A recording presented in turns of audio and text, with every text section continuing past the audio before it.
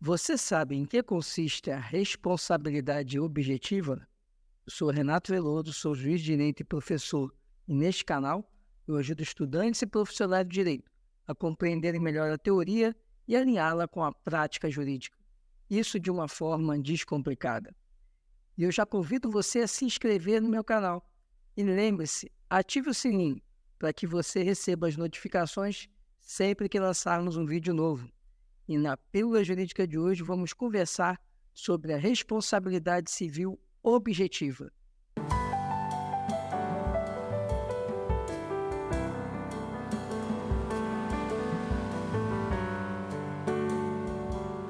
O direito brasileiro ele consagra tanto a responsabilidade subjetiva como a objetiva. E isso está bem expresso no artigo 927 do nosso Código Civil. Vamos conhecer esse dispositivo. Artigo 927. Aquele que, por ato ilícito, artigos 186 e 187, causar dano a outrem, fica obrigado a repará-lo. Parágrafo único.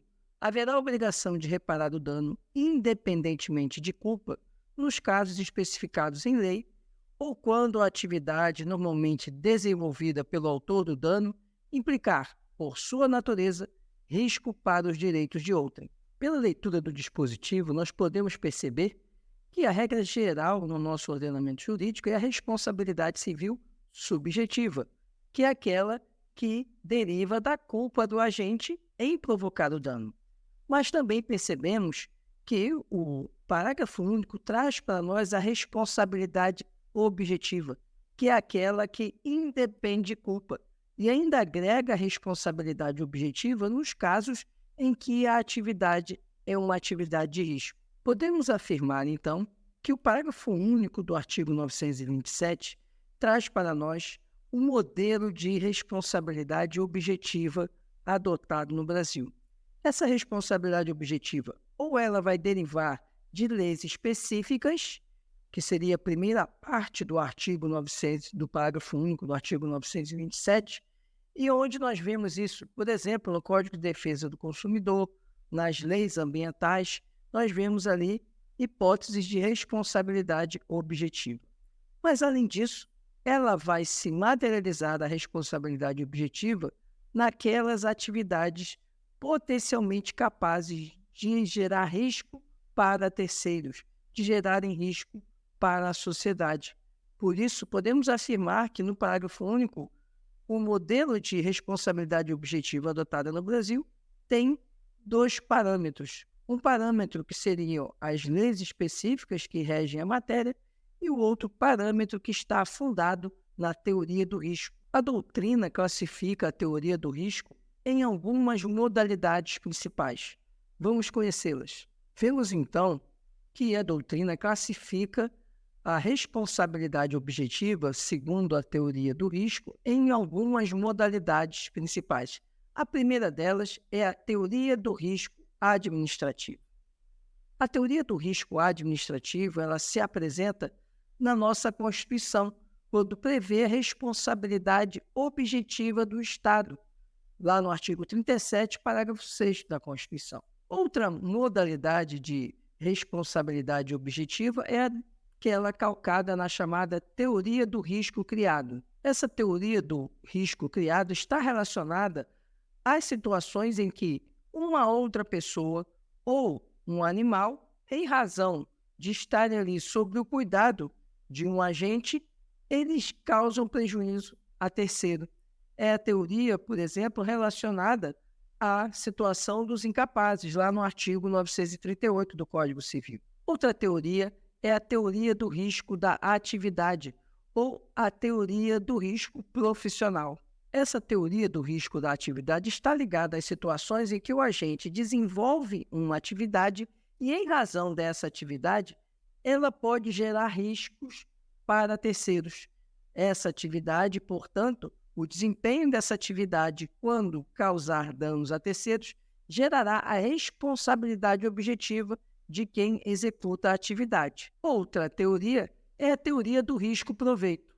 A teoria do risco-proveito está relacionada ao ganho, à lucratividade que uma pessoa tem ao desempenhar uma atividade. Se essa atividade que gera para ela um ganho, ela coloca em risco terceiros, ela vai ser responsabilizada objetivamente. Isso é muito claro, por exemplo, lá no Código de Defesa do Consumidor, onde o desenvolvimento de um produto ou os problemas que esse produto vier a apresentar, eles geram a responsabilidade objetiva do fabricante, justamente em razão da teoria do risco e proveito. A última teoria que apresentamos é a teoria do risco integral. A teoria do risco integral é aquela em que o agente, por desempenhar a atividade, ele vai responder independente, inclusive, de qualquer excludente de responsabilidade. Por exemplo, ainda que seja o sinistro seja decorrente de um fato de terceiro, isso não vai excluir a responsabilidade, já que ela é uma responsabilidade integral. Nós vamos encontrar essa responsabilidade na legislação ambiental em determinadas atividades, por exemplo, na atividade nuclear, em que a Constituição ela estabelece que, mesmo que, sempre que houver um dano, vai haver a responsabilização do responsável pela atividade, já que ela é uma atividade de grande risco. Na teoria do risco integral, portanto, não se admite nem mesmo qualquer excludente de responsabilidade. Não há um conceito legal sobre o que seria risco. Maria Helena Diniz, ela conceitou risco como sendo qualquer atividade que coloque em situação de potencial dano um terceiro, e por isso gerando a responsabilidade civil. Mas o que a doutrina assinala é que essa avaliação do risco ela vai ser uma construção muito mais jurisprudencial, já que vai depender da análise do caso concreto pelo Poder Judiciário. A doutrina majoritária assinala que o parágrafo único do artigo 927, ele engloba, ele inseriu a teoria do risco-proveito, justamente considerando que todo aquele que desempenha regularmente, por isso a expressão normalmente, uma atividade que tem a potencialidade que ela pode gerar risco para terceiros que não têm relação e não tiram proveito daquela atividade, esse indivíduo que desempenha essa função, se ele causar prejuízo a outrem, ele responde independentemente de culpa. Só pelo fato de desempenhar essa atividade, ele atrai para si uma responsabilidade que é de natureza objetiva, ou seja, que não exige a avaliação da culpa. Um ponto interessante é que essa atividade, ela não tem que ser uma atividade ilícita. A atividade ilícita, por si só, ela vai atrair a responsabilidade, já que ela transborda a lei.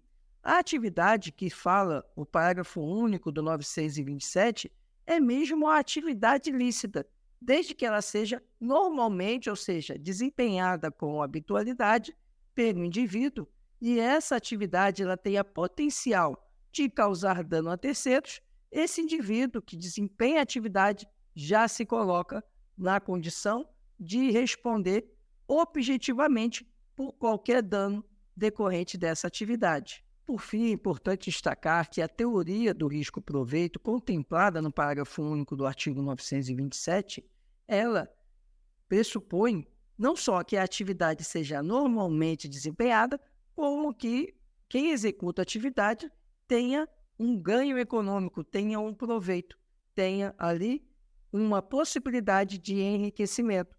Porque o que se espera é que aquele indivíduo, ao desempenhar essa atividade que vai lhe gerar lucros, ele também não onere a sociedade com o desempenho dessa atividade. E, portanto, se alguém da sociedade vier a ser prejudicada por aquela atividade, caberá a ele reparar isso, independentemente de culpa.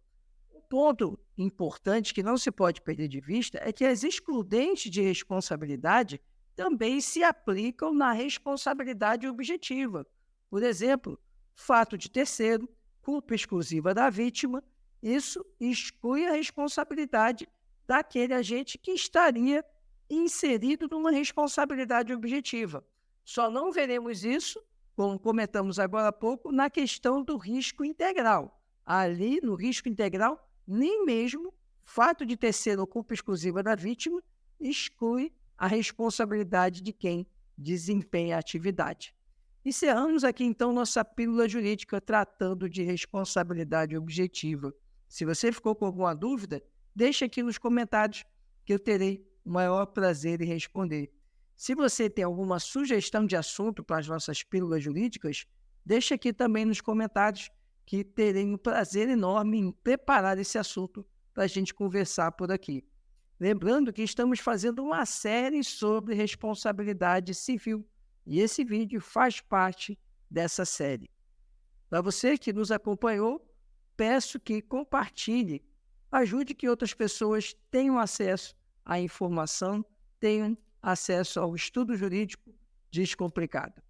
Muito obrigado por sua atenção e até a próxima.